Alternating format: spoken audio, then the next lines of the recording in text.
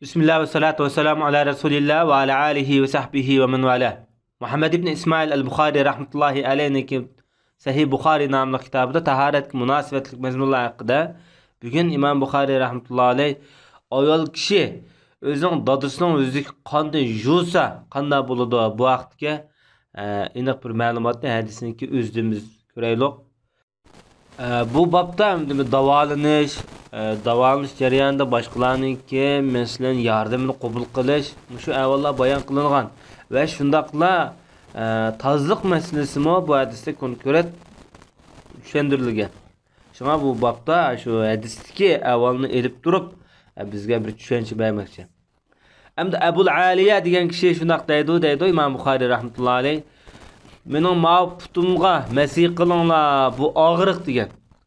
Abul Aliyaniki bu bir putu keselken, tanğılıkkanda, şoňaşqa bir putunu juyup, qolgan yerlerini juyup, ay şu kesel putu kelgen vaqtida bu yerga masih qilinglar deb boshqalarga buyruq bergan.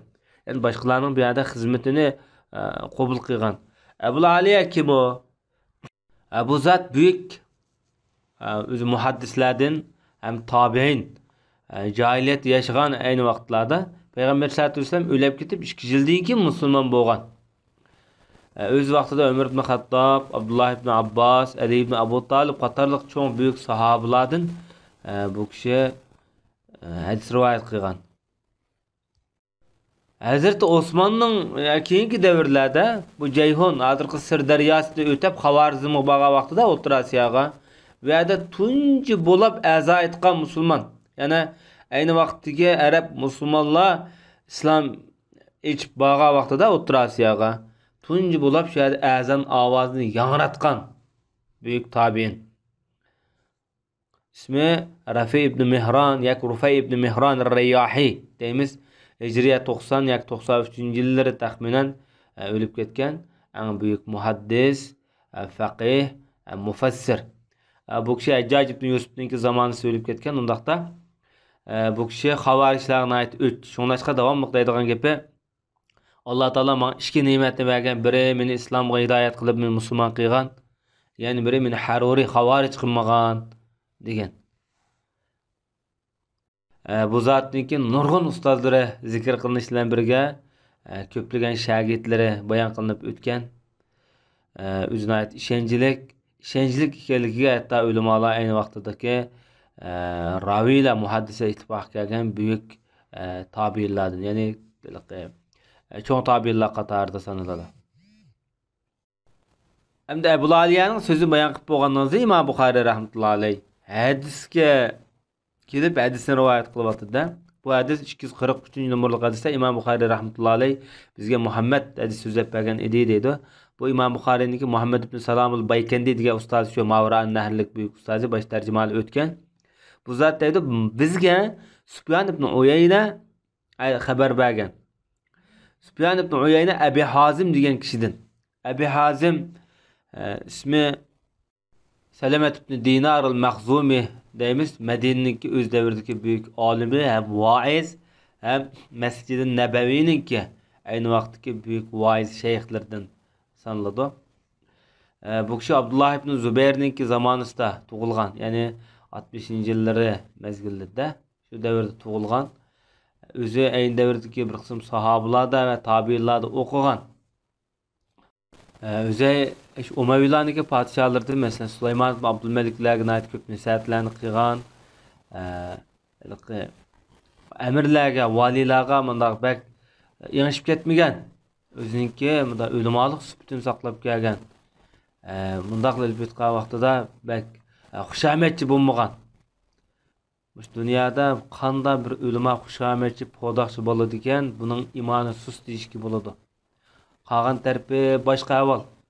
Ammo mush xushamatchilik o'limada eng ig'ir avval. Podoqchilik, xushamatchilik. Mana bu odam Sulaymon ibn Abdulmalikni yo'qlab kelmagan degan vaqtda buning qarta nayati belgilik javobni bergan o'lima qarta. Bu kishi Hijriya 133 yoki 35 şu atrofida yoki 40 debdi, ba'zan 44 debdi. Eng muhimi mush atrofda o'lib ketgan. O'zi o'limalarningki nazarida ishonchlik deb bahoga erishgan büyük alloma vaizlardan. Şoňlaşqa bu adamның meşhur sözü, "Men qandaq bir halk jamoat soruny söz qilsam, men özümni maqsad qilib sözleymen.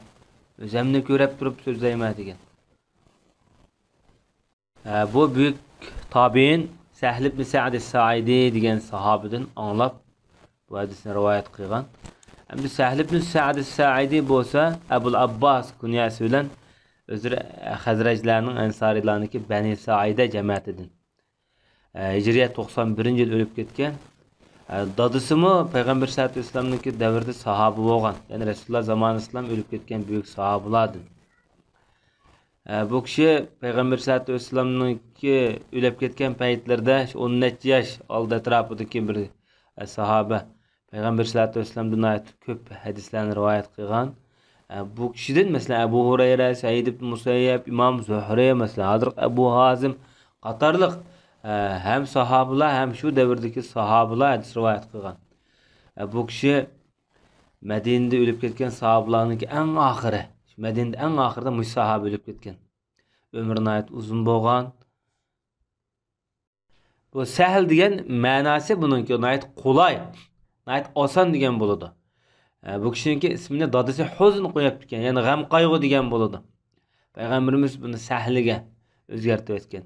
Nayet yiqimliq bir xil odamga bir umid bag'ishlaydigan ismlarga Payg'ambar sallallohu alayhi vasallam bir qism ma'nisiz ismlarni, o'rinsiz ismlarni shunday o'zgartirib qo'yadi. Bu adam nayet uzun ömür ko'rgachkimi 15 xotin olib ekan. Bir qitim bir to'yga kelsa, to'yda mush adamni taloq qilib ajrashib ketgan xotindan 9 xotin bor ekanda, shunda chiqsa so'rindan 9 xotinlarimiz qopab, avvallar qandaroq Sahl deb so'ragan ekan. Demek bunlardan ayollarga nayetde yaxshi muomil qilgan bir odam ekanlik chiqib turdi. Bu kishi hamda ilmiy jihatdan nayet ko'p tuhf qo'shgan, chunki Payg'ambar sallallohu alayhi vasallamni 138 dan hadis rivoyat qilgan. Buni shu ummatga hozir qadar jarangli holatda qoldirib ketgan buyuk sahobalarniki biri. Hamda bu kishi deydi hamda bu Sahl ibn Sa'd es-Sa'idi degan. Bu odamdan kishilar so'rab ekan. Savol so'rgan ekanda. Bo'lapmi? Abu Hazim dedi, men bilan o adamning orasida hech qanday adam yo'q dedi. Buna deganlikki, men ma so'zni anglaganligim bek rost, men haqiqiy, mush o'z qulqam bilan anglagan demakchi. Shu so'rgan jarayonda boshqalarning savoli, Payg'ambar alayhisolatu vasallamniki yarasini qandoq davolagan deydi-da. Payg'ambar sallallohu alayhi vasallam Uhud urushida yaralangan. Ayt ig'ir darajada. Shu ahvolni demakchi.